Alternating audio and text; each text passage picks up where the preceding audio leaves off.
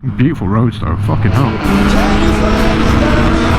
Oh, which way are you going, dickhead?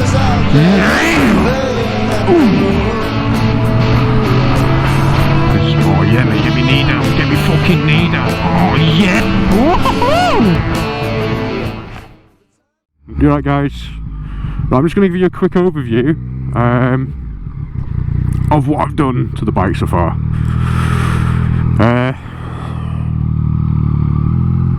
Yeah, I'm just going to do a quick overview of what I've done to the bike, because I've done some extra things to it recently. Come on mate, get into fucking gear, Jesus. Right, people, how's it going? I'm at a sports club, and I thought I'd just do a little walk around. Let me just undo my visor. There we go. I can breathe now. Just do a little overview of what I've done to it, or what came stock, you know, that kind of thing.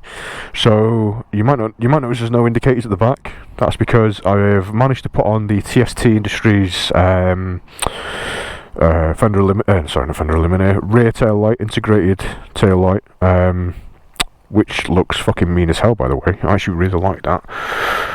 Just the way that it complements the front, and it's got, yeah, integrated LED indicators, which are there, which is cool as fuck. I eventually want to get rid of this and put a fender eliminator on, because, I don't know, I've bought one now and I may as well. The other thing, so this came stock with a quick shifter, as they do in the UK. And it also came stock with the Acro titanium MT09 thingamajiggy, which, to be fair, usually with you know, partnerships, exhausts and projects and stuff like that, they tend to sound a bit shit, and they get fucking choked by emissions and catalytic converters and stuff. So it's good to see that that's actually, it sounds beast. I mean, well, listen to this.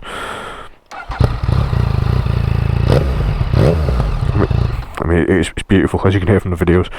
Michelin Road 5s as standard. I put them on all my bikes. Got an RNG radiator guard thing, that was stock. TST Industries front lights, front indicators, lovely. Got a Ultimate Add-ons mount for my GPS, phone. That thing, shield, I might take it off because I don't know if it actually looks that good, to be honest. It looks a bit weird, but I've ceramic coated it all myself. Headlights, you know, body, all that kind of stuff. Here's the biggest one, really, is the Pro Taper Carmichael bars in red. Lovely, nice and flat, makes it just handles a lot better. Well, it handled really well to start with, to be honest, but then we've got an AS3 Clutch Perch. So I took the original Clutch Perch off, which, by the way, is a pain in the fucking arse, because don't know why they did it for this one, where you've got the two that kind of meet and they screw in a lot easier, but for some reason they like to use the forge cast crap made of fucking tin, which is absolute shite, which to get off was a fucking pain in the arse. Lots of scars later. Managed to get this on. If you're going to do it, reroute the clutch cable, because it comes up here and then through, reroute it to the outside so it comes over, because otherwise the angle is a bit funny and it doesn't like it, especially when you drop the bars. Other than that, not much really. Bar end mirrors, Oberon bar end mirrors. I've used them since the MT07 days, which was 4 years ago now. Time flies, fucking hell. And yeah, I've got a few bits and bobs coming. I want to get rid of that back end thing and put the reg plate underneath. Quick shifter's a bit crap, to be honest. I'm going to get new chain and sprockets. I've put them bobbins on recently. I need to get protection for it, really, because I'm paranoid. But yeah, that's been what I've been doing for the sort of past God knows how long, giving it a good clean and all that kind of stuff. Got a cool RNG shock protector underneath there, not sure if you can see that, but yeah. So the next mods for me, whilst we get on this and have a bit of a riddle, the next mods for this for me are gonna be suspension, when I can afford it, because the suspension at the minute is shit.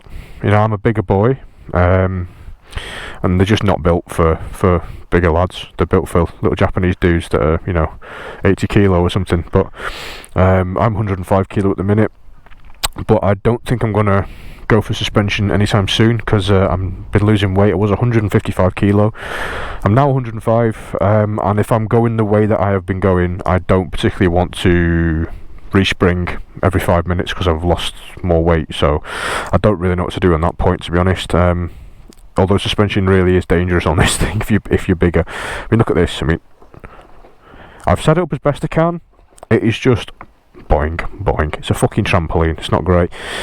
So yeah, I mean, the bike's beautiful.